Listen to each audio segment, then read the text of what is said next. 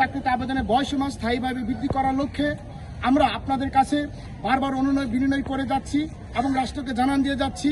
এমন অবস্থায় আজকে আমরা একটা জরুরি সংবাদ সম্মেলনের মাধ্যমে আমরা আজ সন্ধ্যার দিকে আমাদের দুটি দাবি বাস্তবায়ন করার লক্ষ্যে আমরা একটি অভিনব প্রতিবাদের আয়োজন করতে যাচ্ছি। 30-এর শিখল থেকে আমরা মুক্তি চাচ্ছি।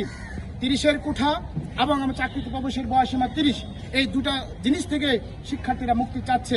এমন অবস্থায় আমরা একটি কারাগার স্থাপন করে এই 30-এর কারাগার থেকে মুক্তির লক্ষ্যে আমরা একটা অভিনব প্রতিবাদের সন্ধ্যার সময় আয়োজন করতে যাচ্ছি এবং আগামী রবিবার পর্যন্ত রাষ্ট্রকে আমরা আলটিমেটাম দিয়ে দিচ্ছি কোঠা প্রথা বাতিল এবং 2018 সালের যে পরিপত্রটি সেটাকে অব্যাহত রেখে পাশাপাশি চাকরিতে আবেদনের বয়সীমা স্থায়ীভাবে 35 বৃদ্ধি করে একটি প্রজ্ঞাপন জারির লক্ষ্যে আমরা আগামী রবিবার পর্যন্ত সরকারকে আলটিমেটাম দিচ্ছি। সেই সাথে আগামীকাল শনিবার ঢাকা বিশ্ববিদ্যালয়ের সন্ত্রাস বিরোধী রাজু ভাস্কর্যের পাদদেশে একটি বিশাল শিক্ষার্থী সমাবেশের আয়োজন করতে যাচ্ছি।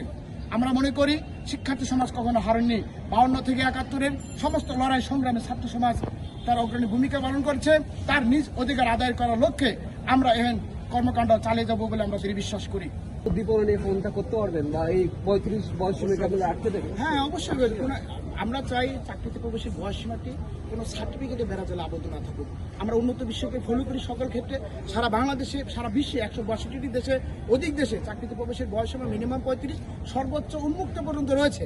আমাদের প্রতিবেশী দেশ ভারত, নেপাল, ভুটান এবং দক্ষিণ এশিয়ার দিকে আপনারা তাকান, আপনারা দেখবেন প্রত্যেকটা দেশে চাকরিতে মিনিমাম প্রবেশের বয়সীমা 35 এবং 45 পর্যন্ত রাজ্যভেদে রয়েছে। সুতরাং আমরা মনে করি বেকারত্ব হ্রাস এবং শিক্ষার্থী সমাজকে মেধা দিয়ে তার যোগ্যতা মাফিক চাকরি নেওয়ার ক্ষেত্রে চাকরিতে প্রবেশের বয়সীমা উন্মুক্ত করা জরুরি মনে করি।